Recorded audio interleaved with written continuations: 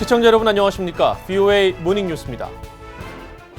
북한이 한 달 가까이 미국에 대해 일절 언급하지 않고 있는 가운데 그 배경에 관심이 쏠리고 있습니다.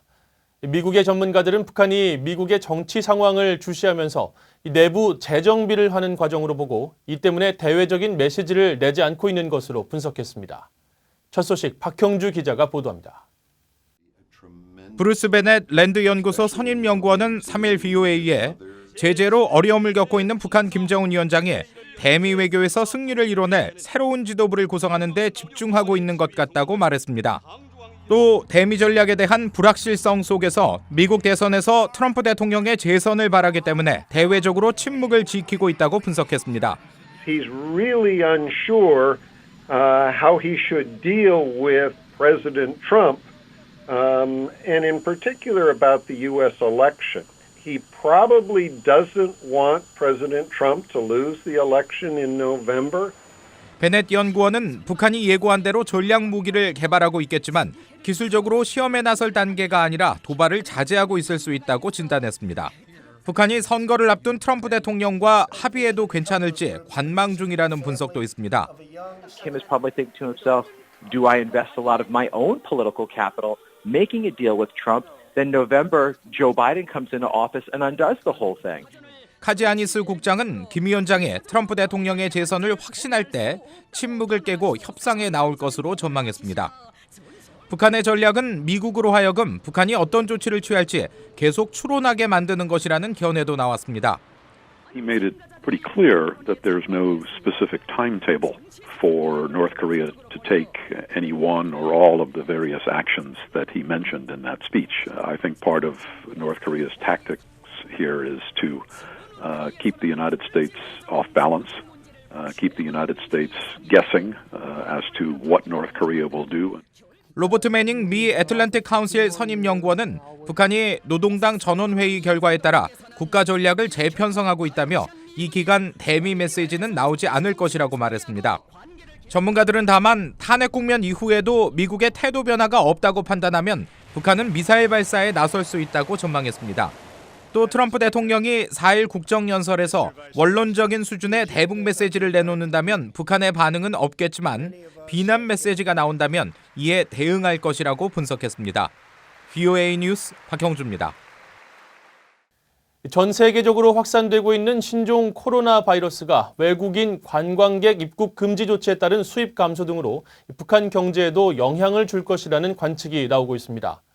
한국대외경제정책연구원 정영곤 선임연구위원은 4일 VOA에 이번 사태로 북한의 관광 수입 감소는 물론 수출의 25%가량을 차지하는 북중 국경무역이 직접적인 영향을 받을 것이라고 말했습니다.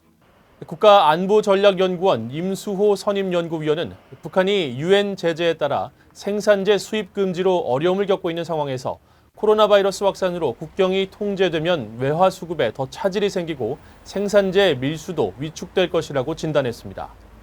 세종연구소 양운철 수석연구위원은 이번 사태가 장기적 관점에서 북한 경제에 큰 문제가 되지는 않을 것이라고 진단하며 국가 주도로 이루어지는 밀무역의 경우 제한이 있을 수 있겠지만 밀무역이 이루어져야 주민들이 돈을 벌 수 있는 만큼 이를 완전히 막을 수는 없을 것이라고 말했습니다.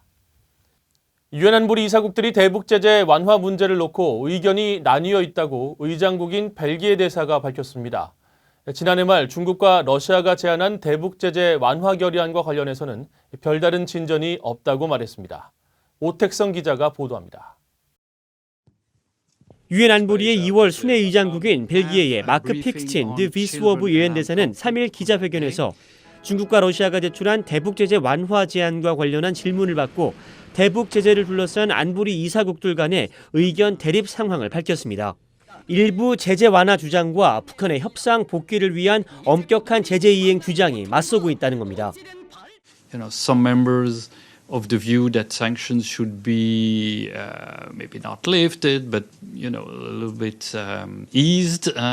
But others are of the view that, on the contrary, they have to be maintained and really seriously implemented in order to put pressure on North Korea to negotiate. 비수어브 대사는 그러면서 중국과 러시아의 결의안 제출 이후 안보린의 진전된 상황은 없다고 설명했습니다. 제재가 북한의 인도주의 상황에 영향을 끼칠 수 있다는 지적에 대해선 이미 제재 면제 조치가 이루어지고 있다고 강조했습니다. There are already some humanitarian exemptions which are existing. Now the question is whether they are enough or not enough. 비수어브 대사는 또 안보리 대북제재위원회 의원장을 맡고 있는 독일이 지난 90일 동안 이루어진 제재의 활동을 이달 중에 보고할 것이라고 밝혔습니다.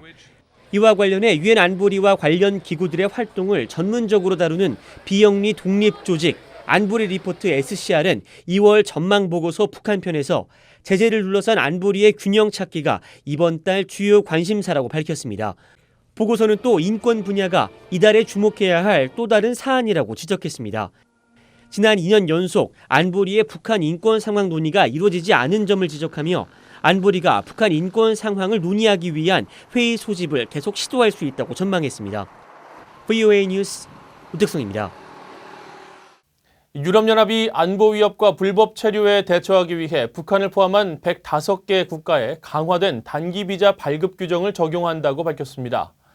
유럽연합 대외관계청은 3일 성명에서 합법적인 관광비자 발급 요건 강화를 통해 EU의 관광산업과 무역을 촉진시키고 불법 체류 근절과 안보 위협에 대처하기 위해 이일부터 북한과 러시아, 중국, 이란 등 비유럽연합 국가 105개국에 강화된 비자 발급 규정을 적용하기 시작했다고 설명했습니다. EU는 유럽 여행 관광객이 급증하면서 이에 따른 EU 비자 신청 건수도 2009년 1,020만 건에서 2018년 1,600만 건 이상으로 60% 가까이 급증했으며 이로 인한 불법 이민과 체류, 안보상의 우려가 커졌다고 지적했습니다.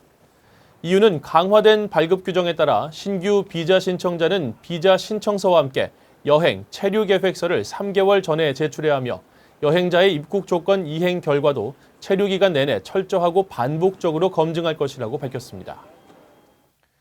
북한에 의해 납치된 일본인 요코다 메구미 씨의 어머니가 84세 생일을 맞아 딸에게 공개 편지를 보냈습니다. 자신과 남편에게 남은 시간이 얼마 남지 않았다며 일본 정부에 납북자 문제 해결에 힘을 쏟아줄 것을 호소했습니다. 김영교 기자가 전해드립니다. 일본의 대표적인 납북 피해자인 요코다 메구미 씨의 어머니 요코다 사키에 씨가 딸에게 쓴 편지가 지난 3일 일본 산케이 신문에 실렸습니다.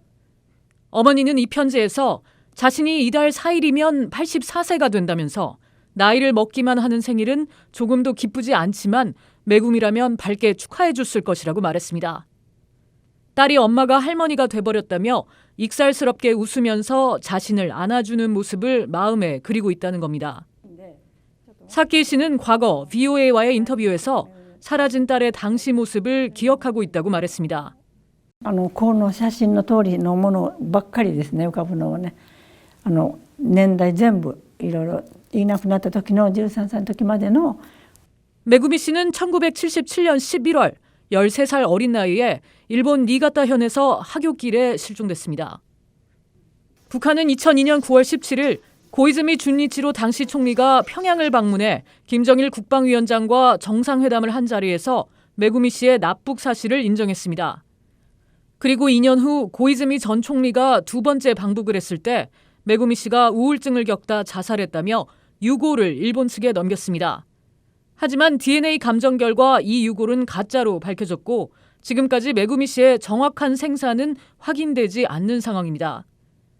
사케이 씨는 편지에서 일본 의회에선 납치 문제가 다뤄지는 경우가 거의 없다면서 아베 신조 총리가 결의를 관철시켜 모든 납치 피해자를 구해내 조국 땅을 밟게 해주길 바란다고 촉구했습니다.